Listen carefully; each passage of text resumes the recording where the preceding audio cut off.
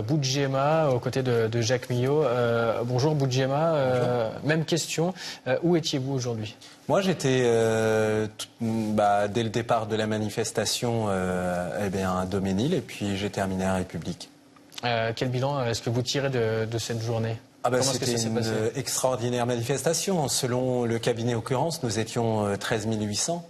Ce qui est en deçà, effectivement, de ce qu'on pense que nous étions, mais bien largement au-dessus de ce que préconise la préfecture de police de Paris. Donc, est-ce que vous pensez que vous étiez combien? Moi, je pense qu'on était au moins 30 000 dans les rues de Paris aujourd'hui. J'ai l'habitude des manifestations et je pense que nous étions bien plus nombreux, avec bien plus d'impact, avec bien plus de détermination que les actes précédents. Concrètement, aujourd'hui, le gouvernement a peur de donner les vrais chiffres. D'ailleurs, il a augmenté les chiffres des foulards rouges et baisse nos chiffres. C'est bien que voilà, il y a du souci quelque part. Et non, nous étions extrêmement nombreux aujourd'hui et ça va crescendo et moi je l'observe, depuis le 5 janvier, de samedi en samedi, on gagne en impact, en mobilisation, en densité. Et effectivement, le gouvernement a extrêmement peur de ça et c'est intéressant de l'observer.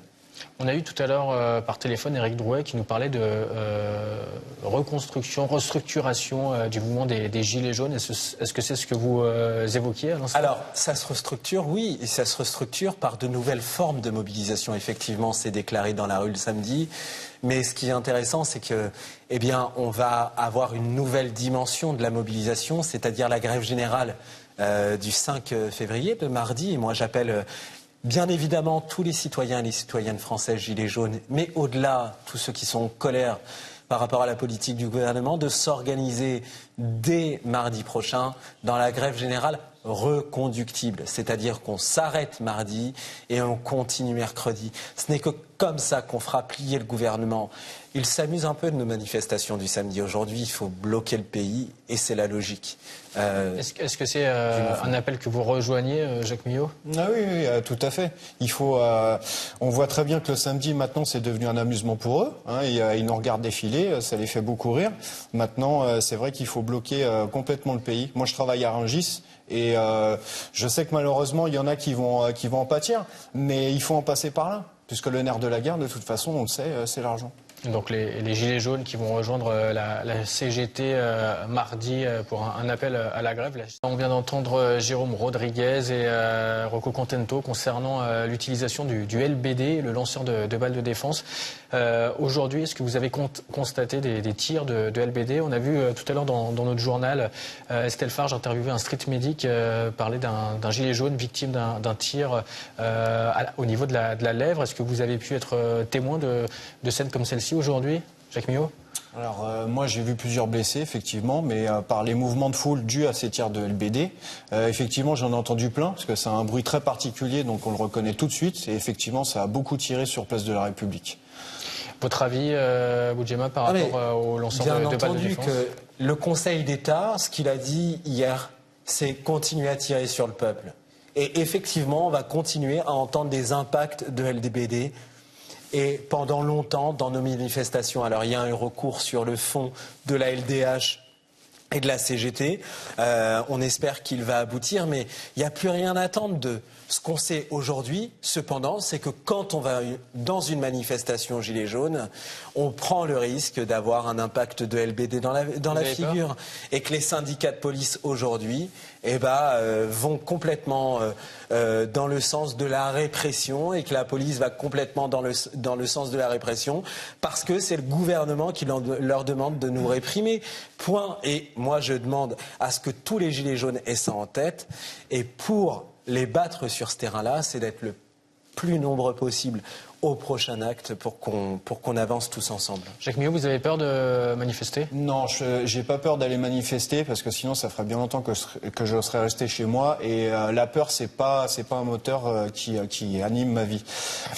Maintenant, je sais qu'il y en a certains qui ont peur d'aller manifester justement par rapport à ça, qui ne sont jamais venus avec nous et qui ont très peur dû à ça. Ce qu'il faut savoir sur ces munitions-là aussi, c'est que les munitions d'origine ne sont pas utilisées. Ce sont des munitions semi-rigides qu'ils ont dessus. Et donc ce ne sont pas des munitions préconisées par le constructeur de cet appareil-là. Donc on a entendu M. Di Pompeo, député à La République En Marche du Nord, revenir sur les récentes sorties d'Emmanuel Macron et Éric Drouet, certains gilets jaunes qualifiés de personnes médiatiques. Qu'est-ce que vous en pensez? Écoutez, médiatique. Macron, c'est quand même le produit du système médiatique. On peut pas qu'on compte plus les unes qu'il a faites. Voilà, donc c'est un peu du gros pipeau et puis méconnaître le mouvement. Éric Drouet tient sa légitimité, d'où d'avoir lancé un appel bien avant le 17 novembre à la mobilisation, etc. C'est pas un produit médiatique. Monsieur Drouet est un produit du peuple, un pur produit du peuple, et c'est ce qui les effraie. Et c'est pour ça qu'ils essaient de le casser, parce qu'effectivement, il faut casser les reins de ceux qui résistent aujourd'hui dans ce pays. Mais le vrai produit médiatique, c'est Macron, avec toutes ces unes dans le Figaro, chez la presse multimilliardaire, tout au long de cette campagne présidentielle, et tous ces éditorialistes qui aujourd'hui lui servent la soupe au quotidien. Aujourd'hui, il n'y a plus vraiment d'espace démocratique, médiatique, pour pouvoir exprimer ses idées. Et effectivement, moi, je voudrais rendre hommage à ce type d'antenne comme RT qui nous permet encore de pouvoir nous exprimer et puis donner un autre son de cloche dans l'actualité. Cette chaîne est essentielle et effectivement, c'est pas un hasard si aujourd'hui nombre de gilets jaunes la regardent, parce que vous avez un point de vue sur l'actualité extrêmement objectif comparé à certaines chaînes d'infos qui aujourd'hui servent la soupe à Monsieur Macron. Merci à vous.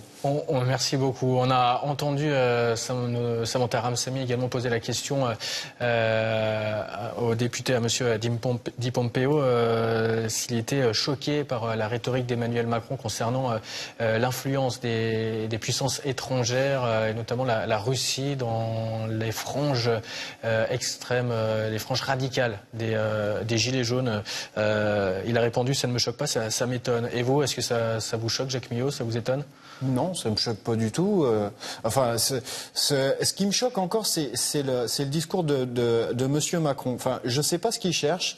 Quand on arrive jeudi, vendredi, il sert toujours des petites phrases comme ça, on dirait, pour attiser le feu, pour que ça pète le samedi. J'arrive pas à comprendre les déclarations qu'il peut avoir.